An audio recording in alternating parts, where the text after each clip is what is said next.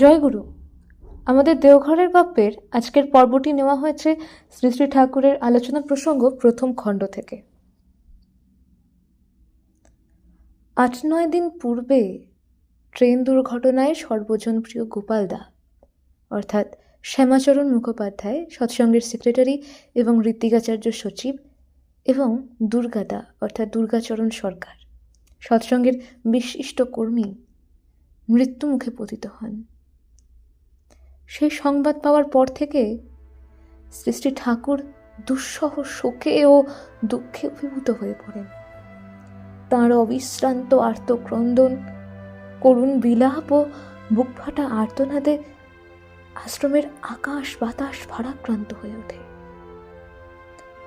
শ্রাবণের দুর্যোগের সঙ্গে এক গভীর বিষাদের কালো ছায়া চতুর্দিক আচ্ছন্ন করে ফেলে।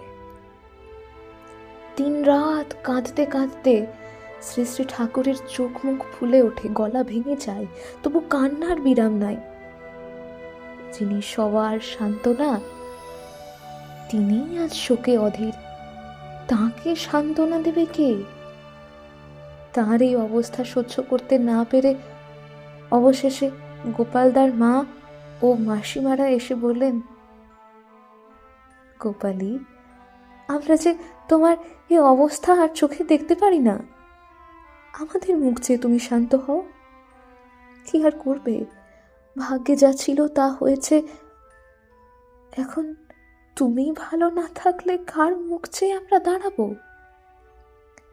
তাদের নিরন্তর প্রবোধনায় শ্রী শ্রী ঠাকুর ধীরে ধীরে শান্ত হলেন।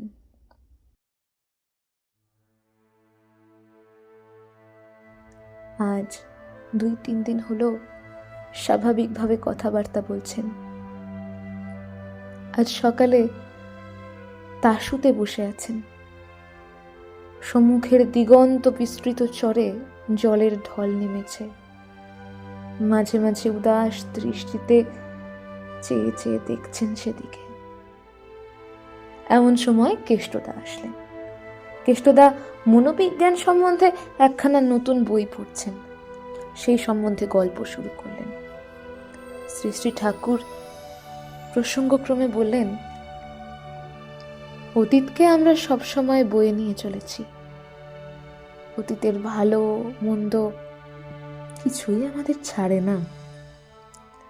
আপনার পিতৃপুরুষ বংশ পরম্পরায় যেসব আচার অনুষ্ঠান ও কর্ম করেছেন, তার ভিতর দিয়ে আপনার বংশে বিশেষ কতকগুলি সহজাত গুণের সৃষ্টি হয়েছে, ইনস্টিংক্টিভ ট্রেট। সেইগুলোর ওপর দাঁড়িয়ে আছেন আপনি।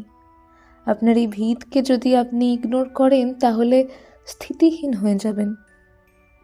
তাই ফ্যামিলি ট্রেডিশন থেকে ডেভিয়েটেড হওয়া ভালো না। কেষ্টদা বললেন, কারো ফ্যামিলি ট্রেডিশন যদি খারাপ হয়?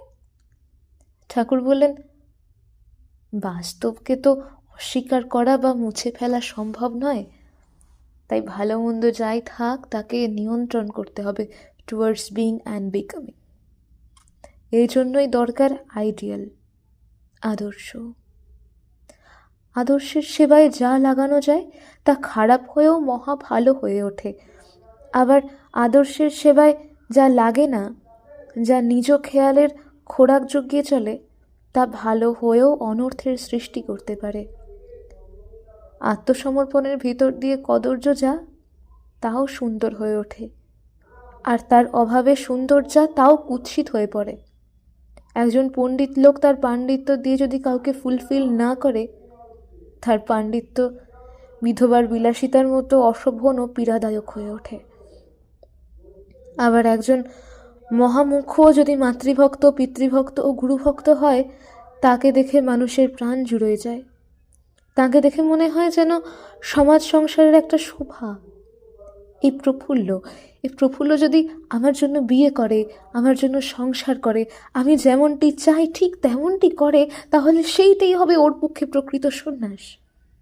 আর তা না করে যদি নিজের খুশি মতো অবিবাহিত জীবনও যাপন করে, তাতে ওর নট ভাঙবে না। যতই ধর্ম করছি বলুক না কেন, আর মনে করুক না কেন, আদতে ফায়দা কিছুই হবে না। গোপালের তো কথাই নেই। আমার হাতের লাঠির মতন ছিল। আমার ইঙ্গিত বুঝে চলতে চেষ্টা করত। যেমন ছিল বিদ্যে তেমনি ছিল বুদ্ধি। তক্ষকের মতো তুখোড় ছিল। আমার চোখের একটা ইশারা দেখলেই বুঝতো কি বলতে চাই আমি। আর দুর্গাচরণের কথা ভেবে দেখেন, আগে যতই অকাম করে থাক, পরে খুব বদলে গিয়েছিল। BC Chatterjee, S N. মোদক, এই সব দরের লোক কত খাতির করতো ওকে। ও কিন্তু তুড়ে যাজন করতো, ওই ঢাক ঢাক গুড় ছিল না। নাটকে ভঙ্গিও জানতো খুব। এই হাসতেছে তো এই ঝরঝর করে কেঁদে ফেলতেছে। মানুষকে খুব মজায় নিয়ে পারত। হরেন বোসেরও ওই ধরনটা আছে। এইসব কথাবার্তার পর শ্রী শ্রী ঠাকুরকে খবরের কাগজ পড়ে শোনানো হলো। এরপর শ্রী শ্রী ঠাকুর কেষ্টদাকে বললেন, আপনি কিন্তু মাসিমাদের ওপর সব সময় লক্ষ্য রাখবেন। দুর্গাদার স্ত্রীর কথা বলে বললেন, সুধা যেন ফুলের খোঁজ খবর রাখে। গোপালদার স্ত্রীর কথা বলে বললেন, রেনু, ও ফুলের দিকে আমি চাইতে পারি না, বুকখানার ভেতর কেমন যেন করে ওঠে। এখন পরম পিতার দয়ায় কাচ্চা বাচ্চাগুলি ওদের বুক জুড়ে থাকে ও মানুষ হয়, তাহলেই হয়। এই বলে দীর্ঘ নিঃশ্বাস ত্যাগ করে বললেন, দয়াল। কিছুক্ষণ পরে উঠে গেলেন স্নানে।